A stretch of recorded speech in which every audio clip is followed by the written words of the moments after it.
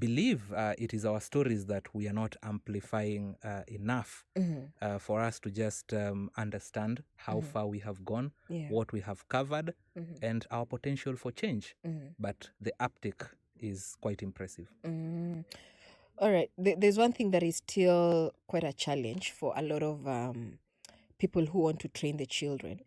They're not enough, or they are not very intentional types of resources available. So what do we need to do more before we now get into the discussion of the APR and who pays for our waste? But what do we need to do more so that our message across the children and across schools can be a message that has impact, so that you don't go and donate dustbins today and then tomorrow washasahau? It is foremost important to recognize that the concept of ESG, in broad environment, social and governance, is not boardroom concept. It's something that you'll be surprised to find that communities have actually been engaging in and embracing, but perhaps without crowning it as ESG. If you keep your environment clean, you do not litter anyhow, you close your tap when you're done washing your hands, you switch off the lights once you leave a room, you do not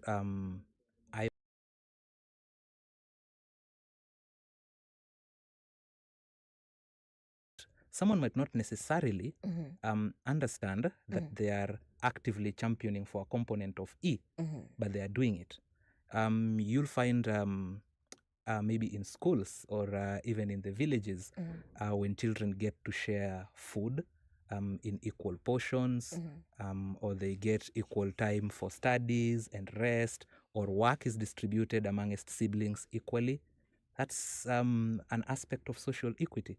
It's still in ESG. They might not know that it's happening actively.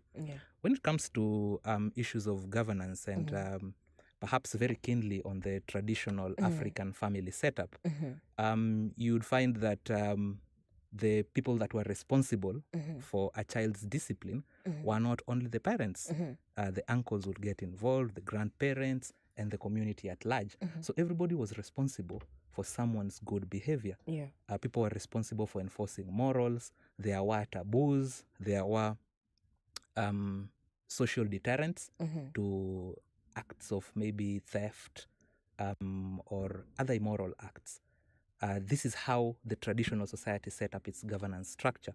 So our responsibility today as people who understand ESG in full is to ensure that we are able to help communities understand how their activities marry to what we are now calling ESG, and how they can now build more resilient and more sustainable communities while deliberately undertaking these actions. So it's not that they do not know. It's just that they haven't put a name to it. And that's the importance of experts today also understanding the role that traditional or indigenous knowledge plays in this space. Oh, wow. Traditional or indigenous knowledge. Absolutely. That is very brilliant. Now, with all that background, we need to now understand. We have been doing it, let me just say it in a very indigenous way. But right now, there's this regulation that is literally forcing everyone to be responsible for what they're bringing in or what they're producing. So, first of all, I think we are a place where we are saying we need regulations, and they have come. So, what does the APR mean to the local mwananchi before we now go into the corporate space of it? All right. First, if we want to discuss the issue of APR regulations, we need to understand its origins.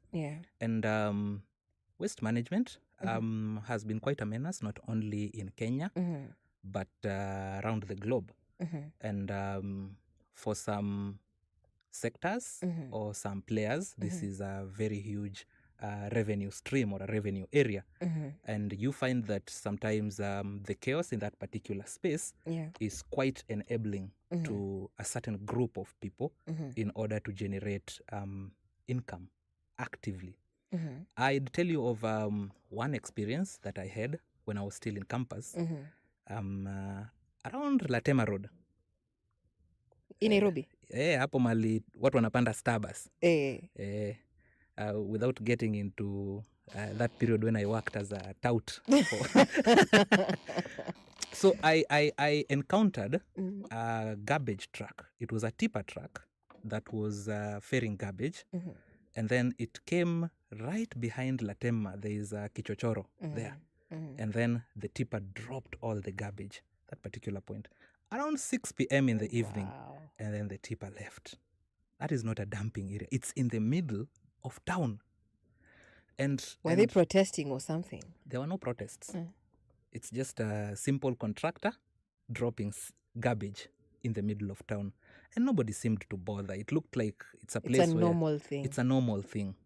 And someone told me, this is how contractors make money here. So they'll drop this garbage, then they'll come collect it again. So they're going to be paid for that collection. Oh my goodness. Then they will come drop it, come collect it again. So you are paid repetitively. So it's a return job? It's a return job. Wow. Okay. So there are groups of people that were capitalizing on this chaos. Take the waste to the landfills, and I had an opportunity on working on a certain waste management project at the port of Mombasa. At that particular time, we had two major dump sites, Kibarani and Mwakirungi. Now, in those dump sites, you wouldn't take segregated waste or sorted waste. Someone could easily shoot you there at the dump site. And it is something my team and I encountered. Okay? So when you take sorted waste, the people receiving the waste there believe that you have taken everything valuable from that waste. So you are bringing nothing that they can use. Oh my So goodness. they used to become very hostile. If waste has to go there, it has to be assorted, mixed, and segregated. Wait. So you're trying to say this segregating at source is an issue by itself? Was a very big issue. Was? Yeah.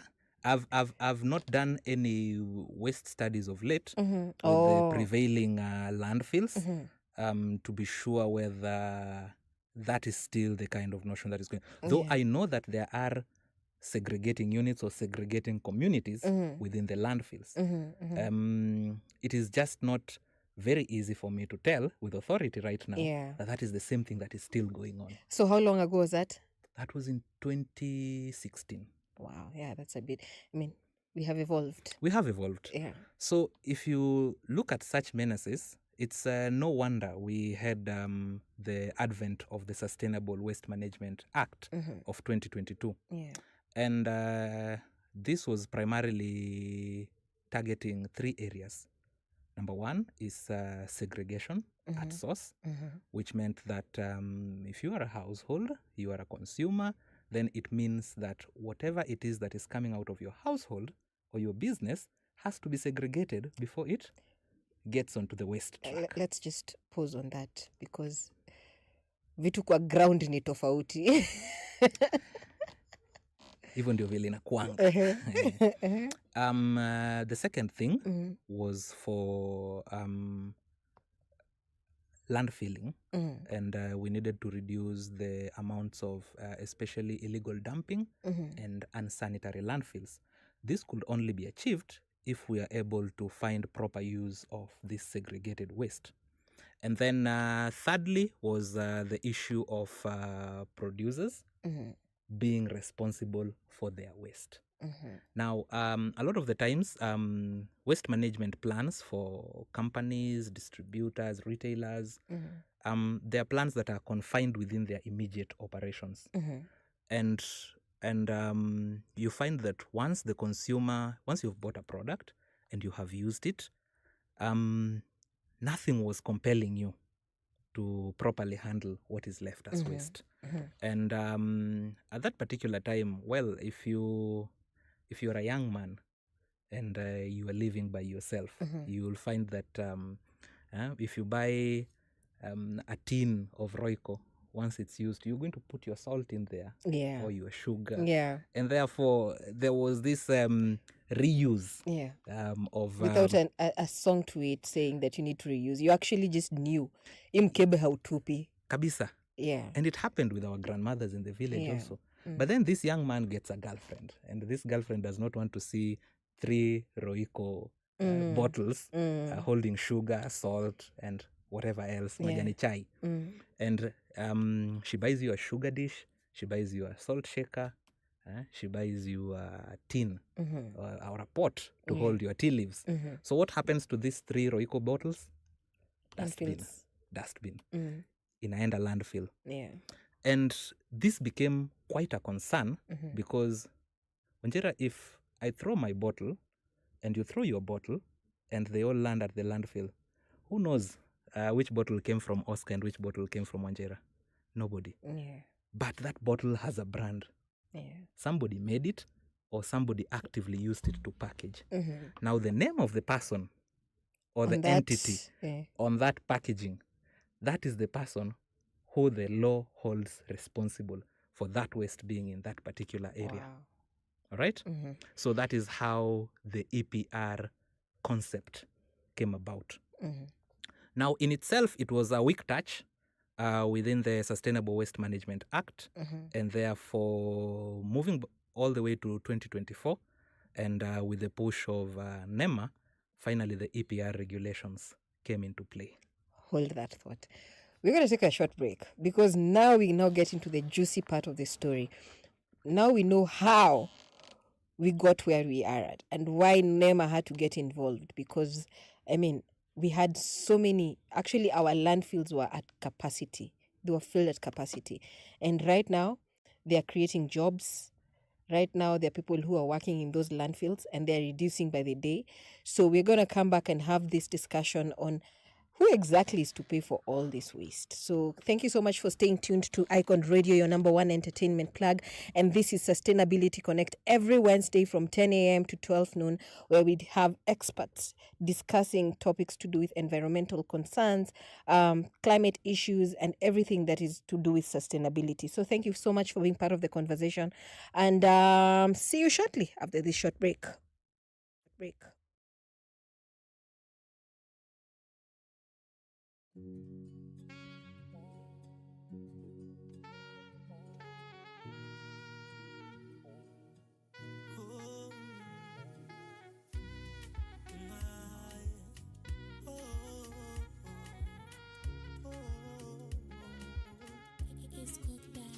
Nimefumbua macho, kuna wenzangu wamelala. Leo mindo ninacho, kuna wenzangu hawajala. Japo umenitoa kwenye shimo, umenipa pendo swa kipimo. Wakiitwa watu na minimo, thanks Lord for the mess. Alikadhalika, na minakosea si malaika. Sijakamilika, nikosea tena Mungu nisamehe. Alikadhalika, na minakosea si malaika. Sijakamilika, nikosea tena Mungu nisamehe. Asante Mungu kwa wema wote. Asante Mungu kwa wema wote. Asante Mungu kwa wema wote. Asante Mungu kwa wema wote. Yeah, nasema asante kwa wema wote. Ukarimu wako ndo umefanya mimi nisikose. Victory ushanipa in full doses, and I recover even when I take my losses. Especially life ikinseti kwa kona. Neno lako ndo miwa na keti na soma. Check underestimate na jua when ni performer. Cause you healed my mama time alikuwa dedi corona. Another reason for me kurudisha mkono. Kwangu jawai kwa mteja, you never turned your phone off. Was every time I call, well pick up. Same way, every time I fall, won't he pick up. Asante nasema Monday to Sunday. Nangoja one day heaven nipande tubanje. Campaign lazima ipangwe na anthem. Na ndo isai nasema asante na shangwe. Mungu kwa wema wote. Asante Mungu kwa wema wote. Asante Mungu kwa wema wote. Asante Mungu kwa wema wote. How many times so many save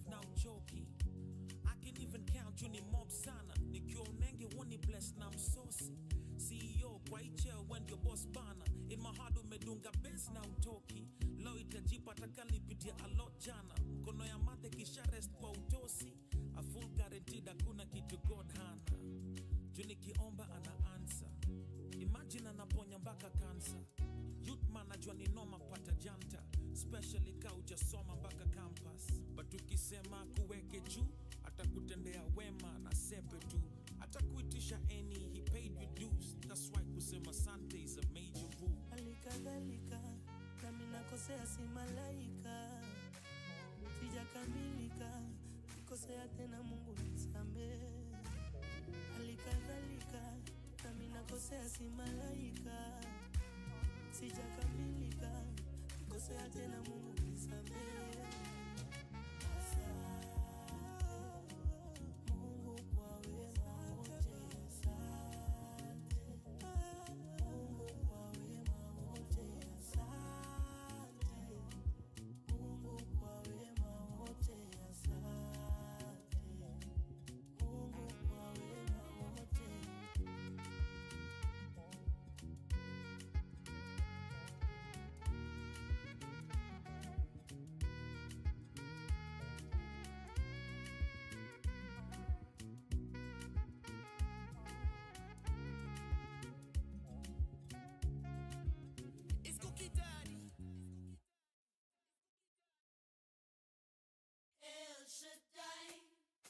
Ukona kile minadai, ulinipenda hata kama misifai.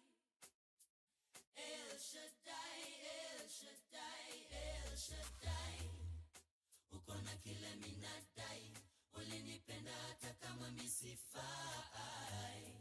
El Shaddai, El Shaddai, El Shaddai. He's an awesome God. Amenipa such an awesome song. And I'm never lonely. Amenipa such an awesome love.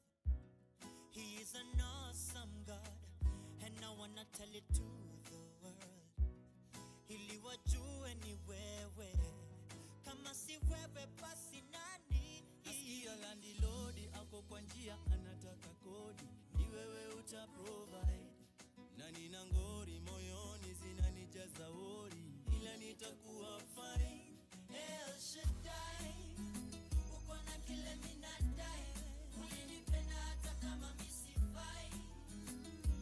El Shaddai, El Shaddai, El Shaddai. Ukona kile minadai, ulinipenda hata kama misifai. El Shaddai, El Shaddai, El Shaddai.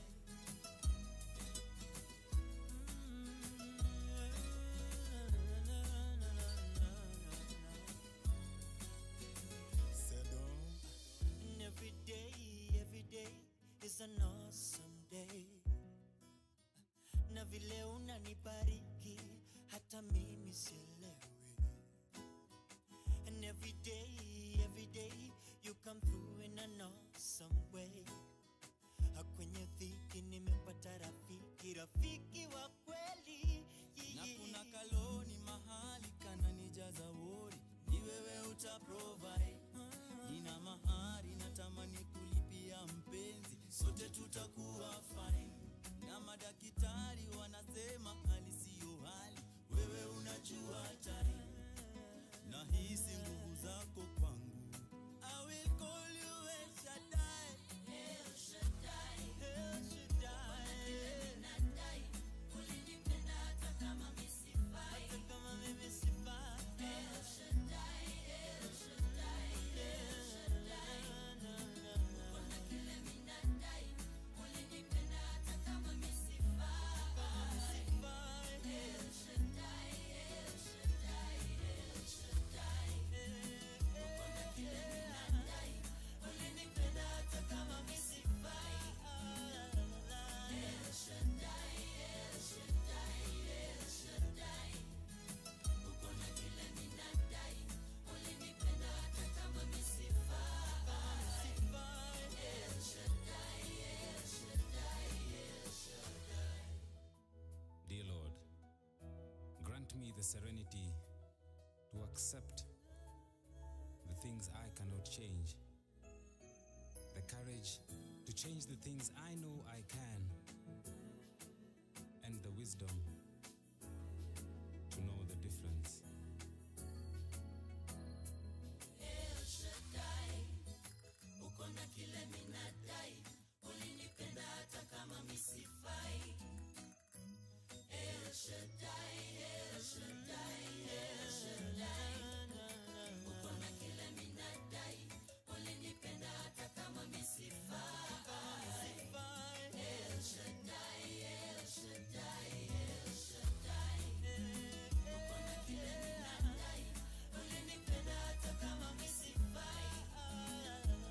El Shaddai, El Shaddai, El Shaddai, uko na kile minadai, ulinipenda hata kama misifai. El Shaddai, El Shaddai, El Shaddai. On Icon Radio, your number one entertainment plug. And I'm your host, WANJIRA MAGANJO. Karibuni back to Sustainability Connect, where we are discussing the matters to do with extended producer responsibility. Nimesema vizuri? Kabisa. And and my guest is none other than Oscar Obonyo, who is an ESG expert, circular economy specialist. Who are you not in sustainability? Who are you not? A Nobel Prize winner yet. Wow, humility can never be with you. Anyway, thank you so much for joining us. Right before the break, you were just discussing how we got to where we are and to why the act, NEMA had to come in and they had to act. And acting they did. So that is where we left it off. So now you can now usher us into after NEMA came in and, you know, there was all these laws. What happened? So a lot of the time, legislations or laws in Kenya, especially those that surround matters to do with environment, Yeah. usually take a back seat. And a lot of heavy hitting industries treat these as suggestions. Okay, so nothing mandatory. Like, we'll think about it. Yeah, we'll think about it. This is what you want us to do? Okay. That's Let's a see very what- good idea. And at some point, this had to be made mandatory so that everyone who qualifies as a producer is able to understand the extent of their responsibility with respect to their primary waste and also their post-consumer Okay, waste. so who is a producer according to NEMA? If you are a manufacturer, if you are a processor, if you are an importer, if you are a retailer, so long as any particular product you are dealing with has some element of packaging that bears your name or your brand, you are automatically a producer. Wow. So as long as your brand name is on the packaging, Absolutely. you're a producer. Yes. Whether you've imported it and repackaged and put your brand there, Absolutely. you're the producer. Once you have imported it, Yeah. someone has to be responsible for whatever it is that you have imported. And that's going to be you. All right? So if whatever you have imported finds itself anywhere in the environment, you'll have to take responsibility for it. Wow. That's basically the concept of EPR. Are they aware? Absolutely. They are, eh? Absolutely. Okay. And Because at EPR, some point I feel like they're not very aware. EPR has been one contentious Yeah. regulation. I believe it's still in court Yes. presently as we speak because of the inability of all involved parties to come to a consensus on what's meaningful for us, what's meaningful for business, Yeah. what's meaningful for the environment and for the regulator. And because we cannot find that conflation as to who benefits from this, who benefits more than the other, who is aggressed more than the other, you find that these issues are taken to court for arbitration. So the concept behind EPR is is very simple. My product gets to the consumer. It has my name. I have to be responsible for that particular waste, not finding itself in a landfill or in a critical ecosystem. That could be a river, it could be somewhere in a farmland, it could be by the roadside or a roadside drain, right? And you find that most producers, as it were, are not in the business of managing waste, especially at It's post-consumer not their level. business, actually. It's quite tricky. If you have a product that is circulating all around Kenya and your manufacturing facility is somewhere in industrial area, you have to set up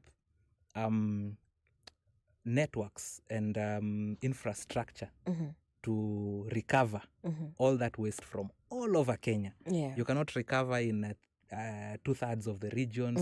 You cannot recover in 98% of the regions. It has to be 100% of the regions where your products go to. And if you are doing that particular kind of work beside your primary business obligations, it's quite tedious. Okay? So now, there comes these outfits called the Producer Responsibility Organizations, PROs. They are membership organizations, but basically how they operate is that you as a producer, you take up registration with them. Once you take up registration, every month there is product that you take to the market. This product has packaging. So you have to declare the volumes of packaging that you have taken into the market every month. And then this PRO bills you based on the quantity of packaging. Once they bill you, you pay them. And then now PRO undertakes the responsibility that should have been yours to take away that packaging from the ecosystem.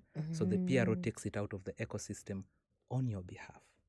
So the PROs that we have, they work with community-based organizations, with the waste collectors, the waste pickers.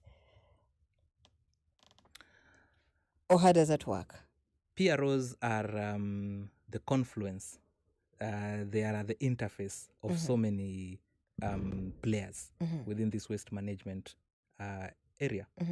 So they link the regulator to the producer, to the waste pickers, to the recyclers, and also to the communities that are the consumers. Wow. All right? Yeah. And if I'd give you one such example of one PRO, KEPRO, we were discussing initially that at the heart of proper waste management lies the communities. So in 2024, there was an initiative that KEPRO launched. It's called the Consumer-Led Transformation Initiative. And if you look at this initiative, it helps you understand that empowering communities and the consumers is the first key to proper post-consumer waste management. If they understand that they're supposed to segregate, if they understand that there is the existence of waste pickers or recycling entities, and they are able to make this process a bit easier by ensuring that whatever kind of waste is going to the recycler is already sorted by them, or they're able to link their own wastes to these recyclers, then you are eliminating a very huge chunk of the challenge within that network. So the consumer has to be aware of their responsibility and how important it is. And then these PROs, again, go ahead and empower the waste pickers. Yeah. Because waste picking for a long time has been looked down upon as a very dirty job. Yeah. And there are several risks associated with it, because you're going into a dumping site, you're going to interact with litter, with garbage. There's a lot All of types. vermin All that types. stays there, and vectors, and you might contract any manner of diseases there. So there is the importance of proper waste picking and segregation techniques. You need to have personal protective equipment. There is a need for these waste pickers to be subjected to regular medical tests. Okay, So they're also able to understand that as much as this is an income generating activity for them, it's also quite a huge risk Yeah. on life, and therefore it's a job that needs to be treated with the same amount of safety as any other. And then at the end of the day, all this has to be, once it's sorted, segregated, it has to be linked to a recycler, because it is the recycler that now adds value to that waste so that it is able to be utilized in the economy again. So everybody has a role to play, and the PRO plays the greatest part in making sure that all these entities come together. Wow. So, we as consumers are not aware, or at least not very conversant, that, especially when you're talking about segregation at source, it's something that a lot of us, I still don't have two bins. You get, consumer awareness is something that we've sung about like for the longest period of time, yet it is the least done thing. Why is it? Sometimes it's cross-cutting goodwill. If you talk to some consumers, you'd find them indicating that I might have 3 or 4 bins in my home. I will segregate my waste properly. But when the waste truck comes, it's not compartmentalized. They take all the waste and then put them all together and then toss them at the back. The consumer has no control over that. All right? So it means that your segregation at source, its effectiveness ends at source. And now the regulator, NEMA, has to come in. And I'm aware last year, NEMA released a directive mandating that all waste trucks need to be compartmentalized. So that when you're picking waste, you're going to pick it in the order that the consumer has segregated. All right? So that we do not have the mix of someone segregated at source, someone mixed it during transportation. And then now the question will be, at the point of disposal, do you also dispose to separate, utilizing entities, or you'll just go and dispose all segregated waste in that truck at one particular area? So these are conversations that are a bit tricky, and I wouldn't say that one person has control over what the next person does. Yeah, absolutely. And that is what makes this entire process challenging. Is there hope? There is. There actually is. Where? How? Strides have been made. Today we have a number of organizations that are working with communities with respect to matters waste, and especially with respect to education and sensitization. And a lot of schools have taken up the mandate of segregating at source. Yeah.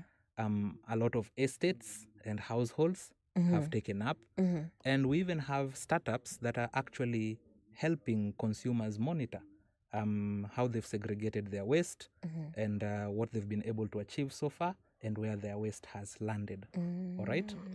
There also are lots of startups that are helping waste pickers and segregators understand how much they're segregating and what is valuable and what they're earning, what value they're getting out of what it is that they've segregated.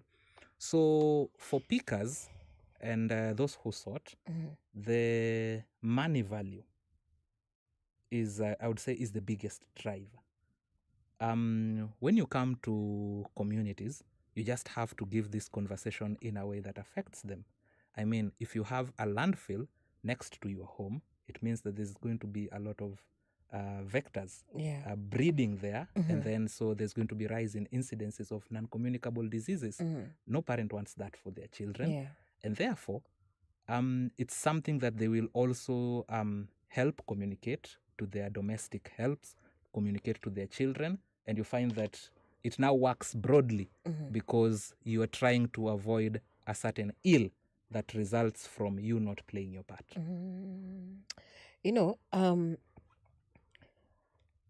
The PROs, they work together with what are they called, the waste pickers and all the other people who are responsible for waste picking, do the companies pass the EPR cost to consumers? Does that cost affect us because now they are being mandated to pay it forward because they need to take care of their waste? So does that cost come to us, or business is as usual for us? Not to be a prophet, but the membership fee that companies pays to the PRO, and then the monthly fees for what has been produced, we call them the monthly volume declaration fees that are paid. Primarily, these are the revenues that PROs use to run their operations. Now, part of these monies are also channeled to recyclers, who convert whatever the PRO link to them, the waste that the PROs link to them. There's some money that they get out of the PROs to undertake those activities.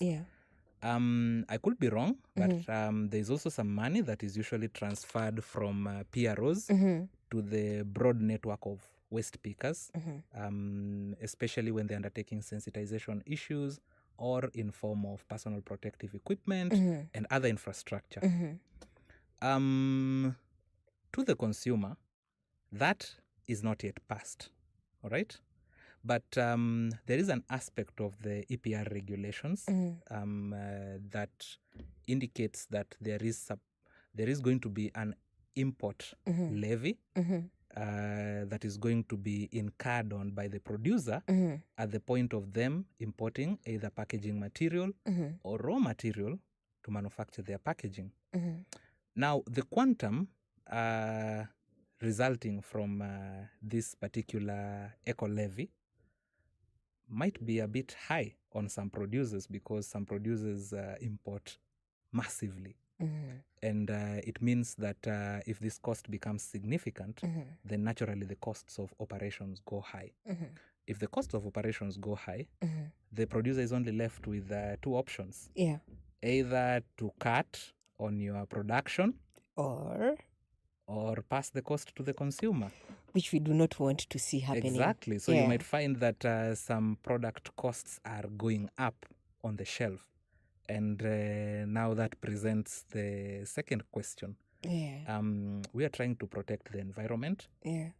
How sustainable is it for business operations? Because if you decide today, Wanjira, I'm not picking this product because it's too costly and I cannot afford it, and 10,000 other consumers like you decide that they'll boycott the same product, this producer is already risking being out of business. This is a business that supports families, it supports an ecosystem of distributors, suppliers. So at the end of the day, is the opportunity cost too high for the economy to bear? So those are the conversations that the regulators, the producers, the PROs are all having, and some of it is in court. So it means it needs to be adjudicated upon with all that in mind. Yeah, absolutely. Because either way, the consumer still wants the same value, same costs. So whatever it is happening on the profit scale of it should not affect their purchase power. True. Based on the fact that you're bringing in massive containers of products. But now the question is, this is now 2026. We are still in court. I mean, the regulations 2027. I feel like this should be a campaign. What do you call it? A campaign manifesto. I will clean the city.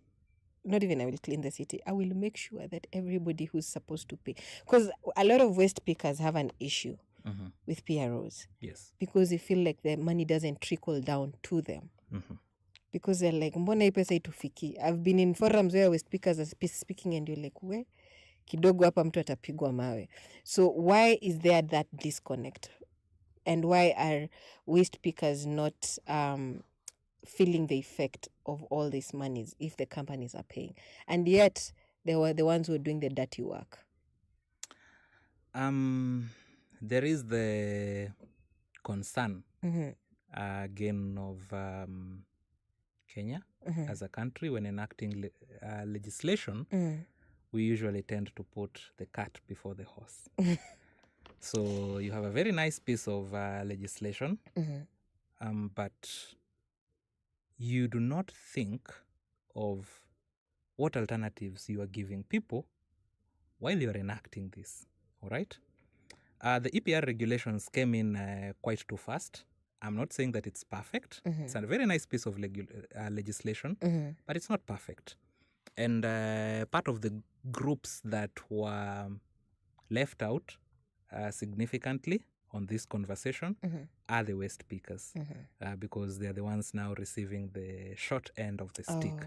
As much as you'd say, I was there. One of them was like, we are having our own PRO. We are creating ours. I was like, go. exactly. Yeah.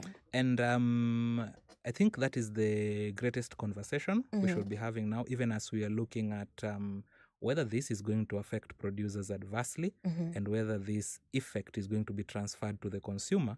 We should be also looking at the waste pickers, because at the end of the day, there is no waste that goes to the recycler without passing through the waste picker. Absolutely. Even these recyclers have their own networks of waste pickers. Yeah. Therefore, they are the most important link in this conversation. Yeah. And unfortunately, Actually, they're the greatest link. the greatest link. Yeah. But Because I unfortunately- don't think you in your right, and you, I'm sorry to say, like you in your very nice suit would not wake up one day and decide nenda kuchukua uchafu. Kuchukua takataka. Kuchukua takataka. Very true. Yeah. And if you see them up in arms, they're the ones who know best where the shoe pinches. Yeah. Yeah. And that will be a proper conversation. I feel all PROs, because we don't have a lot of PROs in the country, should come together and start driving that conversation before this becomes a menace. Yeah. Because if waste pickers decide that we are now going to set up our own PRO, I mean, the whole conversation starts becoming political. Because now are we just operating PROs for the sake of whose interest it serves best?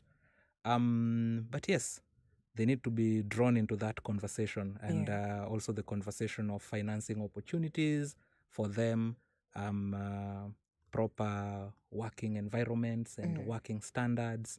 And these are things that need to be jointly overseen by the regulator and the PROs. In your own view and in your own opinion, and you categorically say, in my own opinion, who do you think should pay the biggest price for waste? Is it the producers, is it the consumers, or is it the government? Answer na disclaimer, in my opinion. In my opinion, Very true. number one, it's the producer. I don't want to look biased, because there are producers who have taken quite the responsibility for what they produce. There are producers who love to circumvent the whole game. I have money, I can pay someone in authority, and my transgressions are going to be overlooked. Therefore, the conversation of the regulator comes in place. You know, it's not difficult dealing with waste, Wanjira. Yeah. I mean, if your house is dirty, you just get a broom and you sweep, Yeah. and it becomes clean. Very true. It's the same thing you do with a city. If your city is dirty, get a broom and sweep.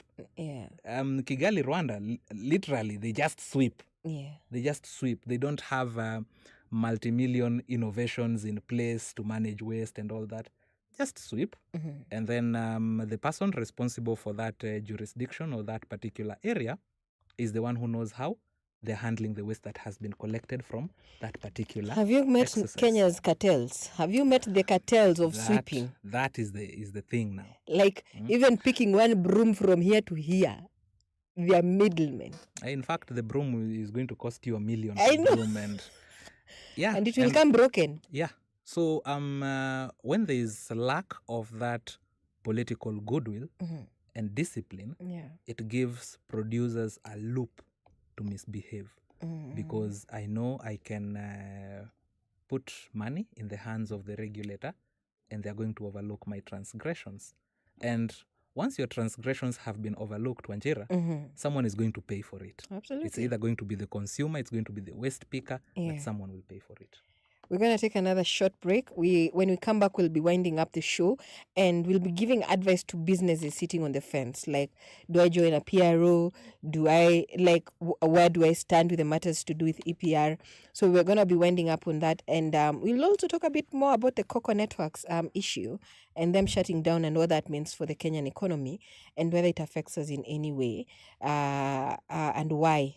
So we're going to take another short break. So when you come back, we are going to be having that discussion. So this is Sustainability Connect on Icon Radio, your number one entertainment plug, and I'm your host, Wanjira.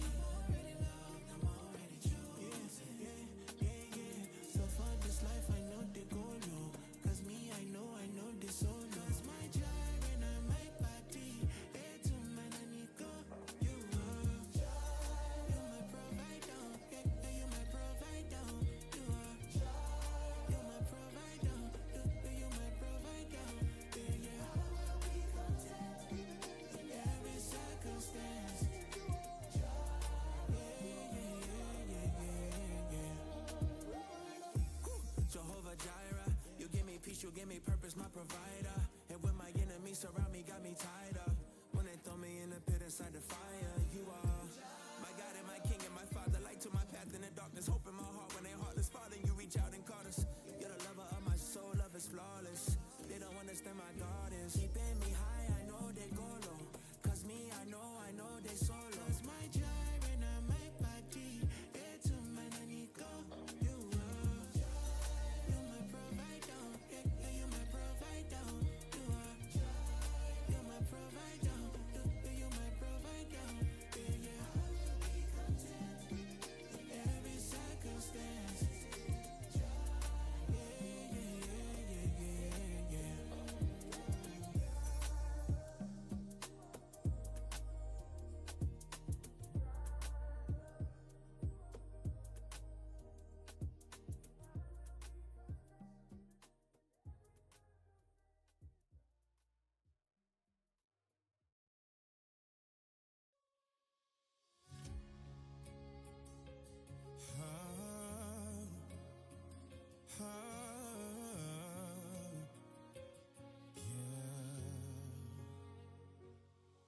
Nilikuwa gizani nikitafuta njia, nikijifunza kusimama baada ya kuanguka.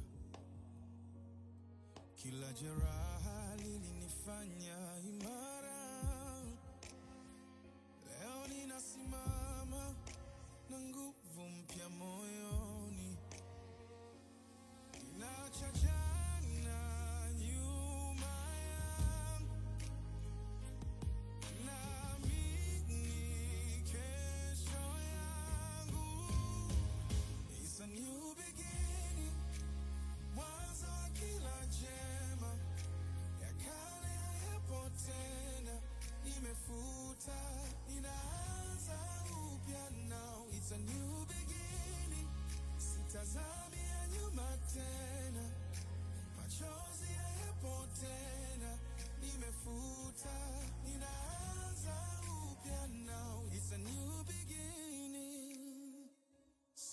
si rahisi ila naendelea. Kila hatua inanisogeza mbele. Sauti yenye tumaini inaniongoza.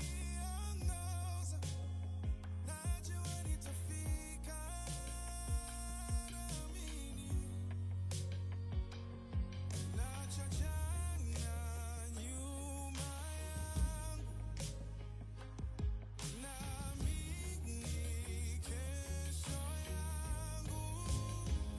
It's a new beginning, mwanzo wa kila jema. Ya kale hayapo tena, nimefuta, ninaanza upya now. It's a new beginning, sitazami ya nyuma tena. Machozi hayapo tena, nimefuta, ninaanza upya now. It's a new beginning, ninasonga mbele, sitarudi nyuma. God is in me.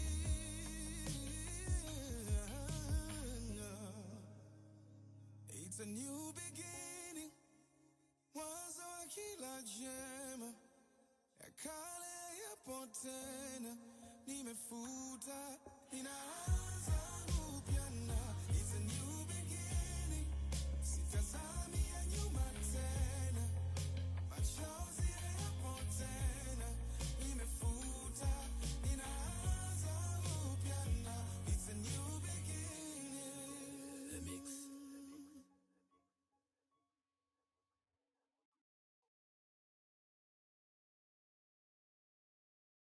Greetings. This is Eric Wanaina. Keep it locked here on Icon Radio, your number one entertainment plug. To connect on Icon Radio, and we continue the discussions on the extended producer responsibility and on who actually pays for the waste. And so far, we've gotten some enough nuggets and truths about what is happening within the waste management sector in the country. And right before the break, we were just discussing how, the costs might be absorbed to the consumers, which we hope that will not happen. But now, all business is affected by the EPR bit of it, because everyone who's importing anything, literally, hata kama ni charger ya simu, you're supposed to be part of a PRO. Exactly. So, my question is, for companies resisting EPR, the reason why we're in court, what costs are they actually avoiding today, and what costs are they creating for tomorrow? A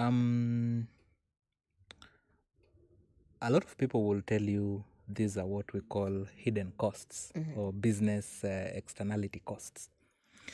As a producer, right now the regulation mandates that you have to register with the NEMA as a producer. That's a one-off registration. I think it costs 5,000 shillings. And once you are in NEMA database as a producer, then annually you have to declare the products that you're putting into the market. Of course, this again have to be KEBS certified and all that. And then you are going to receive an annual plastic usage certificate from NEMA. Okay? So Plastic usage cuts across all types of products. yeah, so long as it's a product with plastic packaging. Oh, Right? So it's a certificate to allow you to use industrial level plastic or single-use plastics. And depending on the amount of plastics that you are using in your operations, the costs vary. I think the cap of that cost should be anywhere between 60 to 100,000. I'm not certain, but Annually. it's an annual fee. All right. So NEMA gives you that license. It's an annual license. Now, what is primarily in court is the issue of what we call the import tax or the import levy. because at that particular point, there is a sum of the regulation declares that there is a sum of 150 shillings per unit of product imported. So I think there's misunderstanding in what unit refers to. Is it a kg of the product? Is it the product in number? Is it the product in bags or in containers?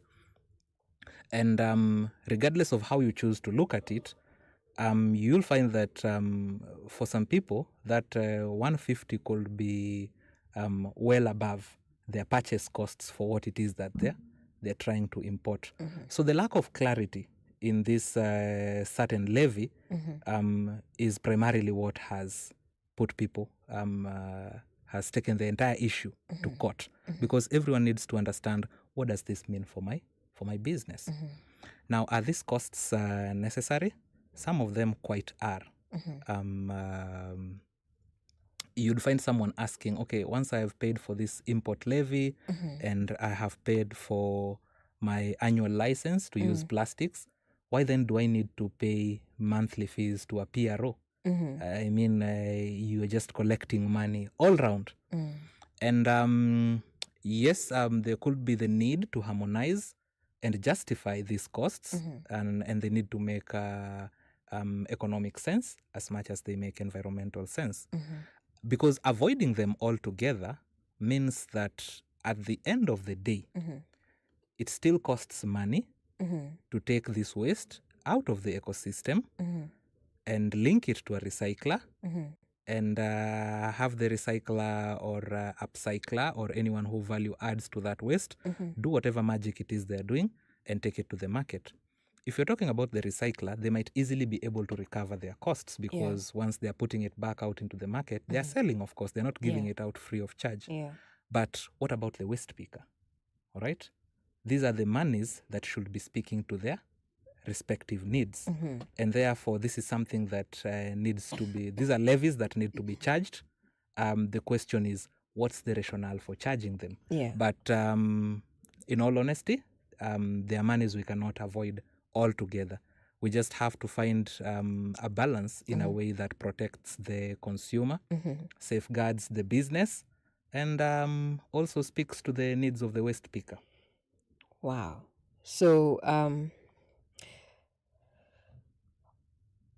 one word to describe Kenya's waste system today. What is the one word? In transition. Wow. That's We are not yet there, but it's very promising. It's very promising. One thing businesses must stop doing.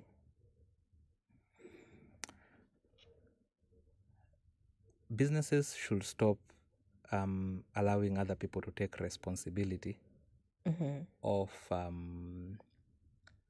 their own bad habits. All right? If everyone remains accountable for whatever it is that they do, then we will be progressing. One opportunity EPR creates for companies. Everybody talks about our company safeguards the environment. We are champions for the ecosystem. EPR is actually the perfect opportunity to prove that, because issues of waste, by extension, affect issues of health, affect issues of emissions and climate change, affects issues of lives and livelihoods, and also affect production and consumption. So if we're able to manage our waste properly, we are able to deal with a whole lot of problems that we're experiencing today. All right. Thank you so much, Oscar, for that. Now we're going to change gears a little bit. All right. And this is a conversation a lot of people are actually very eager to hear your thoughts on. It's important to say, in my own opinion, unless you have facts somewhere. The Cocoa networks shut down. Yes. It has just, it's been something. I've been reading articles, some are in support of, some are not in support of. Maybe you can just start with what happened. Wanjira, I was as shocked as many. The rest of us. Exactly. Cocoa was very promising Yeah, absolutely. and very promising in many fronts. I know there is a lot of conversations about where they were placing their finances, how they were choosing to operate and all that. Yeah. That is neither here nor there, and so it's something I cannot speak to. Yeah. But let's look at cocoa operations and let's look at the shutdown. Cocoa was providing alternative clean cooking solutions. Yeah. And we know that in sub-Saharan Africa, it's a very big problem. People using charcoal jikos or firewood and all that.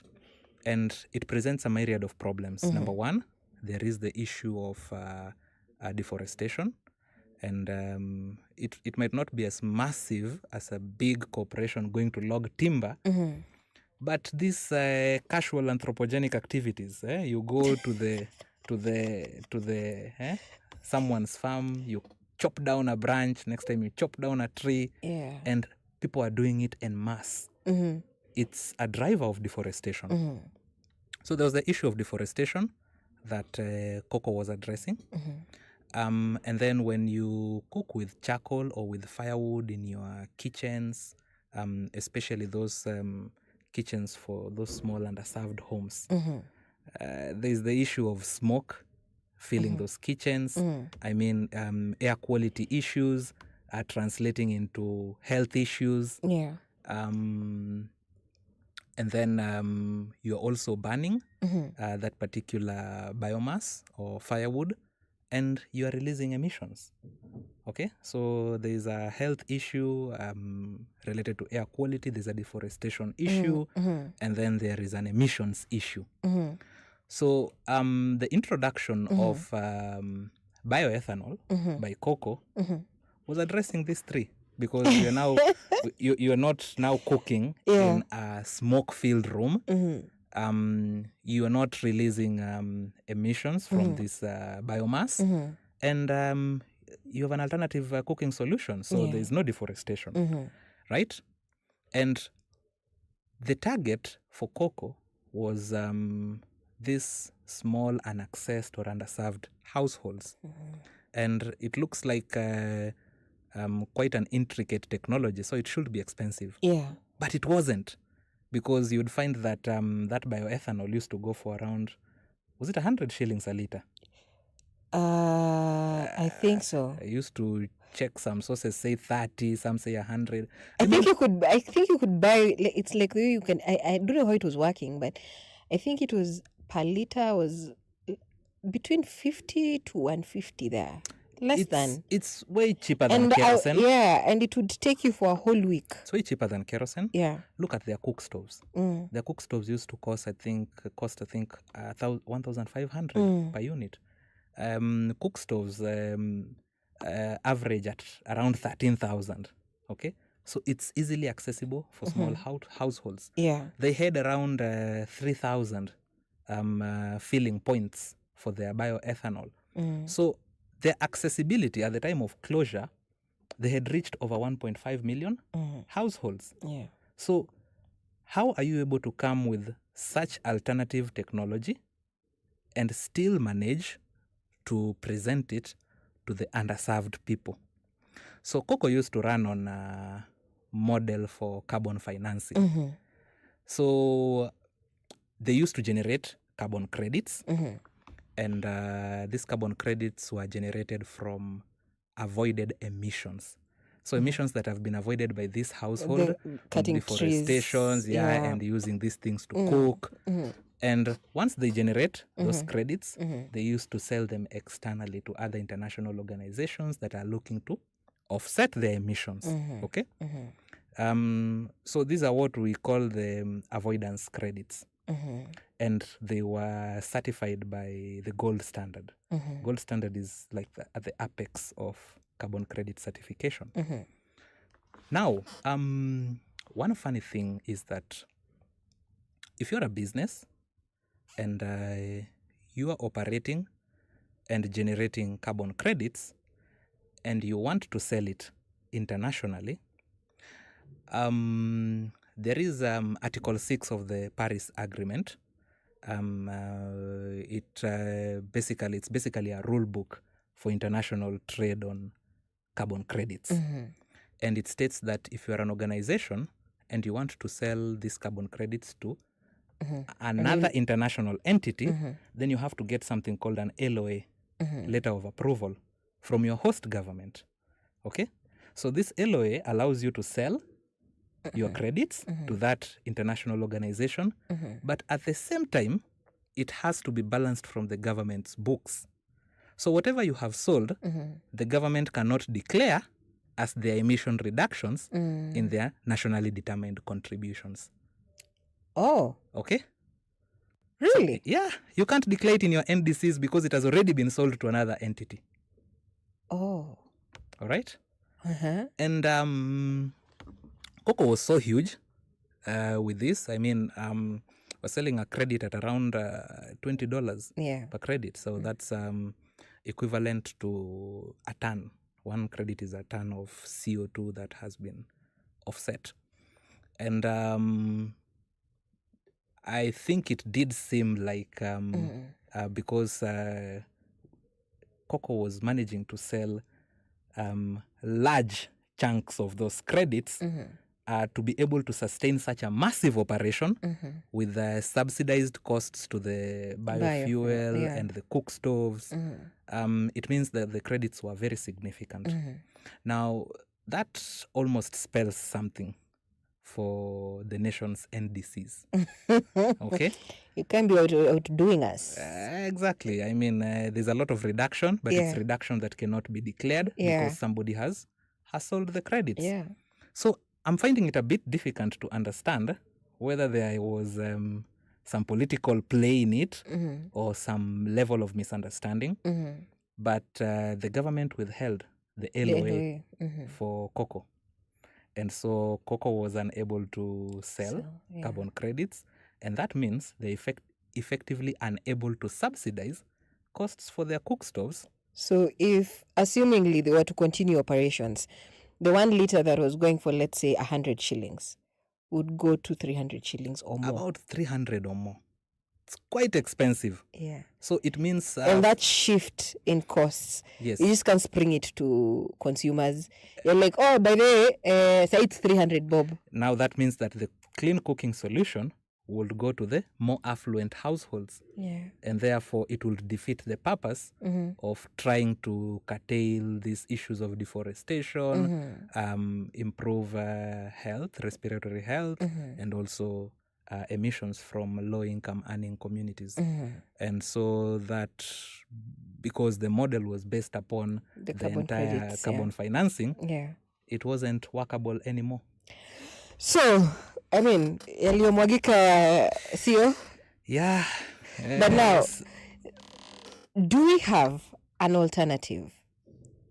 Or do people who have the cook stoves keep them there? For what happens? Like, is there an alternative company? If not an alternative company, but is there an alternative subsidized fuel the government can now, or I don't know, what is the Now, solution? the government will need to look into that because now they have the infrastructure, they have the cook stoves, Yeah.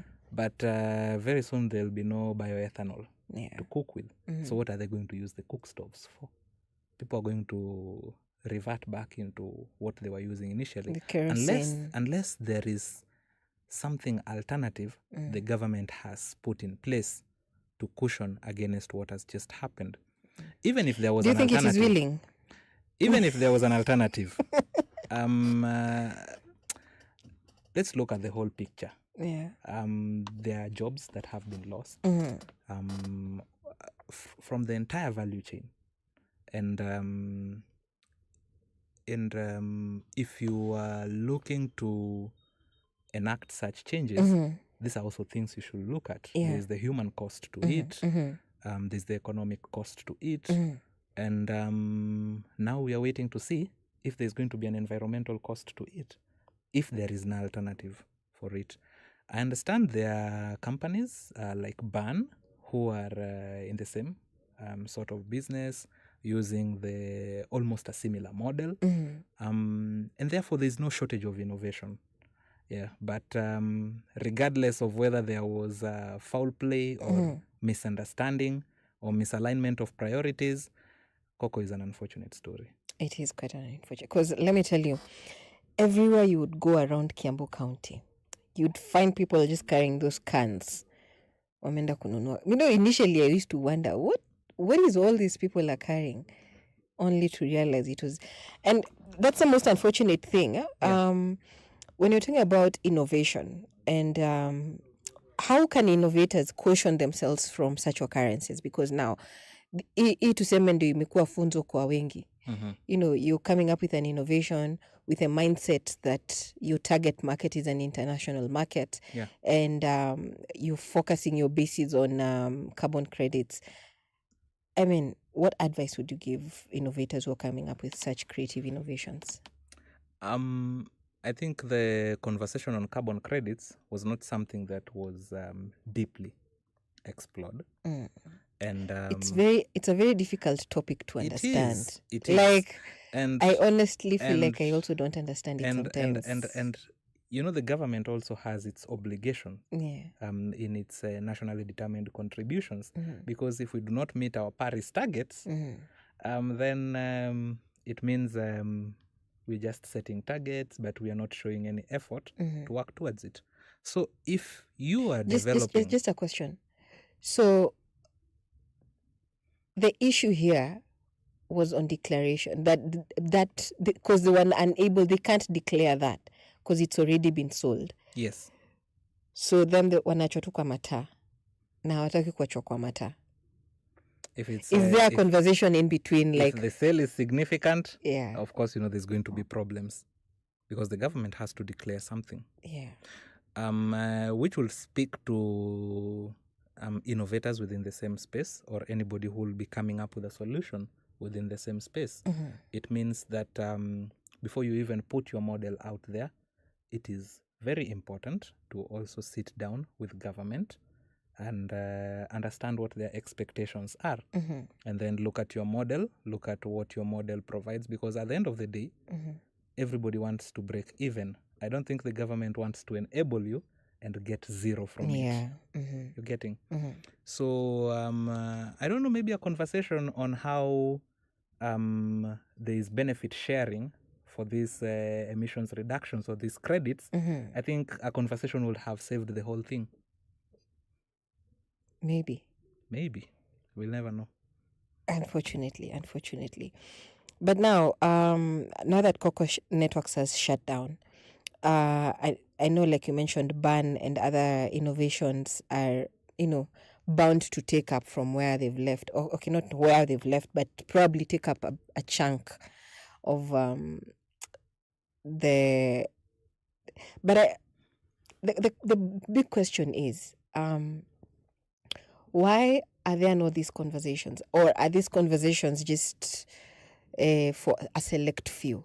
Because I feel like a lot of people are unaware of what even the national... What do you call it? The NDCs. Yeah, the NDCs. Yeah. A lot of people, I don't think, in this climate space are aware of why are these conversations hush, and why, especially when you're talking about carbon credits, a lot of people are like, hiyo ni ngumu sana ku understand. And what can we do about it? Admittedly, there are not many experts who understand the issues of the carbon market and carbon financing. And you find that there is, again, not a lot of information dissemination going to those people who need that particular information. So the knowledge gap is there, but that does not mean that it's impossible to reach those populations and help them be effective. For example, if you go to Kilifi, there is a project called Mikoko Pamoja. Mikoko Pamoja is about communities that came together to help restore the mangrove populations that were being depleted there. And mangroves are one of the greatest carbon sinks in the world. One of the plants that that trap huge amounts of carbon. And Mikoko Pamoja project has been able to generate carbon credits, and they are selling those carbon credits. They call it Hewaka. And if I'm not mistaken, I read that it was the first of its kind project in the world. Wow. So that is, I'd say, underserved community in the coast, but they were able to understand and interpret the benefits of the whole carbon market. And they're leveraging on it, and they're actually generating revenue to enhance conservation of that mangrove ecosystem. So if they're able to do it, I think this is something that can be replicated to many other communities that still don't have full understanding of how to participate in this field. But at corporate government level, these are conversations they need to have behind closed doors, because most of the time, even if they have them, we are not going to get the details of the letters of their discussions. So, Yeah. yeah. Wow. Well, that was an eye opener for a lot of us, I may say so, because we actually didn't even know how cocoa was operating. We just knew it was just subsidized fuel, carbon credits, but we just didn't know how it was operating. Like that was the basis of their business. Yeah. But thank you for that clarification. Now, because time is far much gone, we only have 5 minutes into it. As we wrap up this conversation, one on the EPR and two on Cocoa Networks, what is your last key takeaway? EPR is an opportunity for us all. It should not be an affliction upon any one party, but it should be an opportunity for all of us to work together collectively to realize a waste-free environment. And the benefits are overarching, and it will help us solve a lot of problems. Political goodwill from the regulators, moral goodwill from the producers, and let us not forget waste pickers in the conversations. Yeah. And on the coconut, talk to the people who are innovating. Cocoa Network, it's an unfortunate setback. I hope it's not, of course, it's not the nail on the coffin for innovation. There are still many outfits, many startups that can still provide proper African solutions for African problems and translate it into the global landscape also to mean something quite important for how the world is perceiving the changing environment. And if we have such innovators, they should not shy away. Those that are already in the space, there are lessons. From every fall, there are lessons to be learned. Maybe it's now proper time to start reevaluating how we've been operating. It's time for people to learn. And if there's an opportunity for cocoa to get back into the market, very welcome. Very welcome. Yeah. Well, there you have it. Thank you so much, Oscar, for making the time to come and be with us, being our first show of the year. Thank you so much for being the first guest at Icon Radio, and we appreciate all your important and very. I keep telling you, you're very knowledgeable. Very, very knowledgeable when it comes to matters environment. Thank you. And we thank you so much for taking your time to just come and explain to us from an outsider perspective. When you call a PRO, wanakuja wanakuambia we are the best. Yes. So from an outsider's perspective, it becomes more realistic of what companies are needed to do. Yes. So thank you for doing that for us. So thank you for everyone who's been listening to us on Icon Radio, your number one entertainment plug. I've been your host, and my last word to businesses is EPR is a call to leadership. It's a call to leadership, and for governments, it's a tool for accountability. And for us as consumers, it's a reminder that our choices matter. Our choices matter, right? Absolutely. They do, eh? All Yeah. right. So if you're a business owner, start asking how your products live beyond the shelf. So if you're a consumer, ask where your waste ends up. And because sustainability starts with responsibility,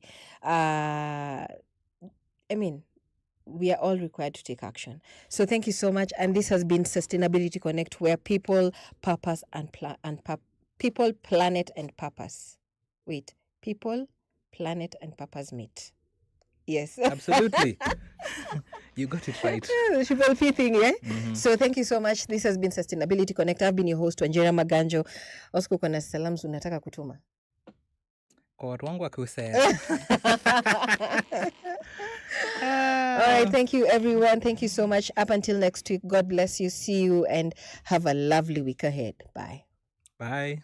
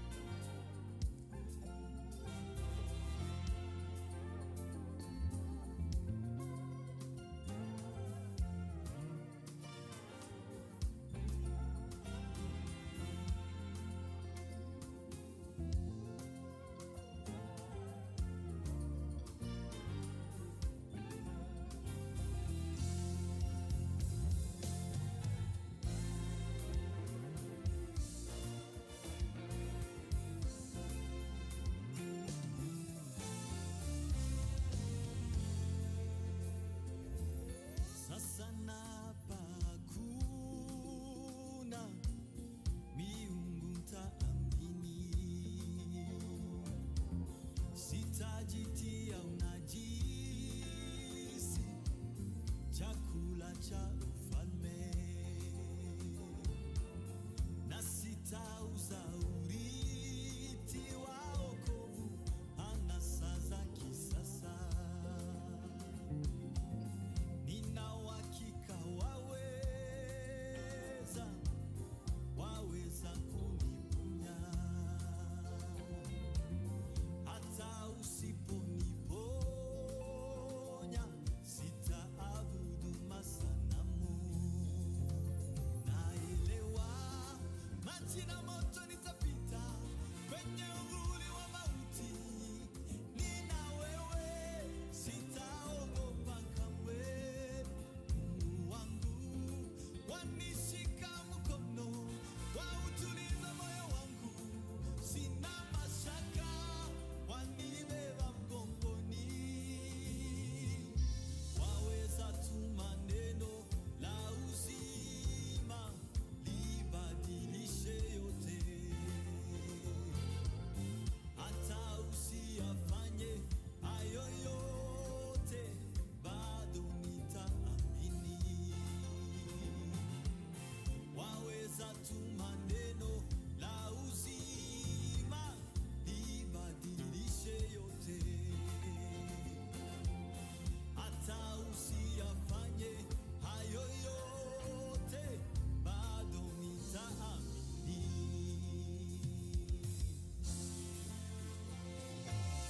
Sasa napakuna miungu ntaamini, sitajitia unajisi, chakula cha ufalme, na sitauza urithi wa wokovu anasa za kisasa. Nina uhakika waweza kuniponya, usiniponye we, hata usiponiponya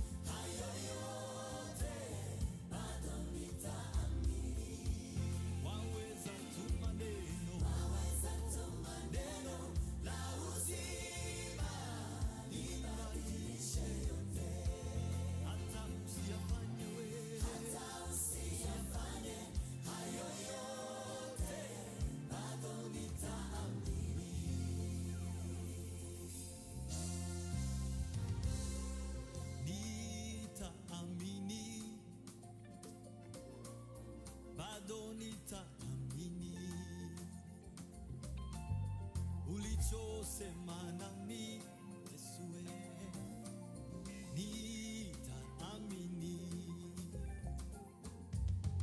Wewe ukiajibu maombi yangu, nitakuamini. Hata usinijibu Yesue, nitakuaminio. Nitaamini wewe, bado nita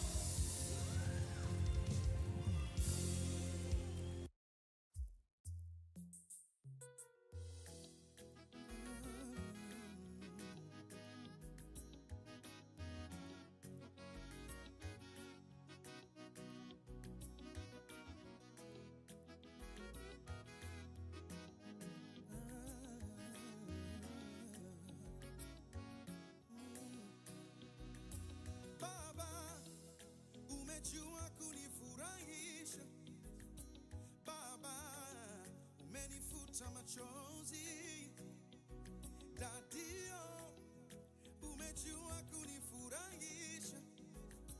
Baba, nitakusifu milele. Baba,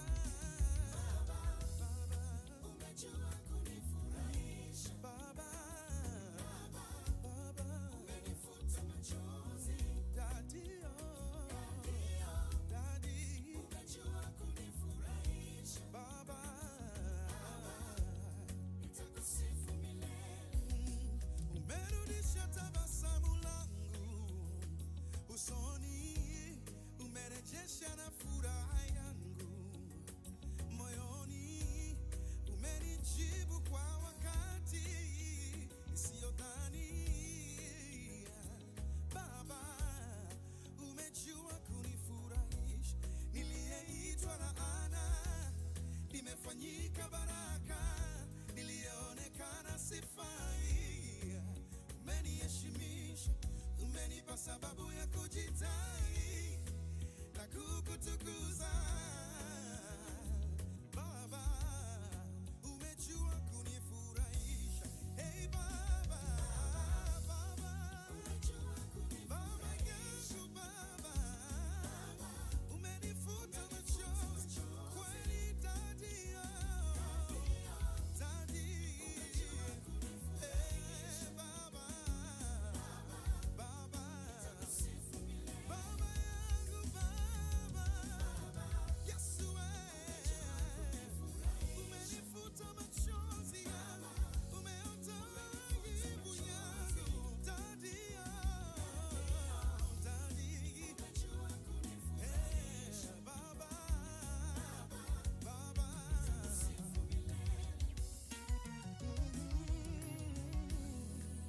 Final to the finalists. Look what you've done for me. You've done for me. You wiped the tears from my eyes, Lord. Look what you've done for me. Yeah. The chains and the shackles that held me bound, you have caught it all away. Oh, what a life, beautiful life you've given me. Baba, umejua kunifurahisha. Baba, nitakusifu milele. Oh, umejua kunifurahisha.